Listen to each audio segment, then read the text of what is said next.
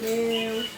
Olá pessoal, eu resolvi fazer esse vídeo desse aspirador automotivo porque eu não encontrei nenhum vídeo, né, no YouTube para poder saber se era bom, se era ruim.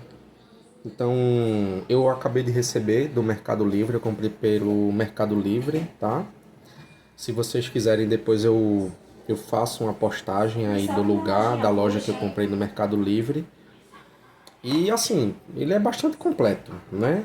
Vem aqui com a escova, né? Vocês estão vendo aqui, ó, com a escova, né? Para auxiliar na limpeza.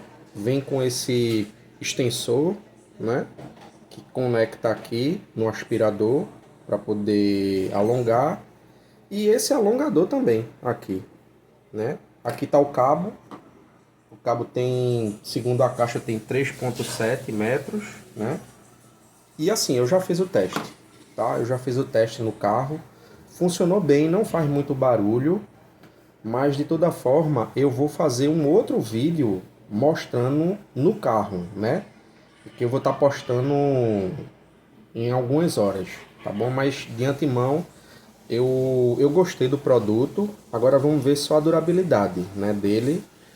Mas eu gostei sim do produto, tá? Eu vou postar depois a usabilidade dele no veículo, né? Assim, como conselho, já digo que antes de ligar ele, ligue o carro, deixe o carro ligado. De acordo com o manual, ele informa também que você só pode utilizar cerca de 30 minutos para que não descarregue a bateria, né, do veículo. E assim, não forçar muito também, porque de toda forma isso não é um aspirador profissional, né? Então assim, usar com parcimônia, eu acho que cerca de 15 minutos, espera esfriar, né, ele um pouquinho, cerca de 10 minutos, e aí volta a utilizar novamente. Eu já dei uma lida em algumas postagens de pessoas que já compraram esse produto e eu vou seguir o que está lá, tá bom? Então é isso aí.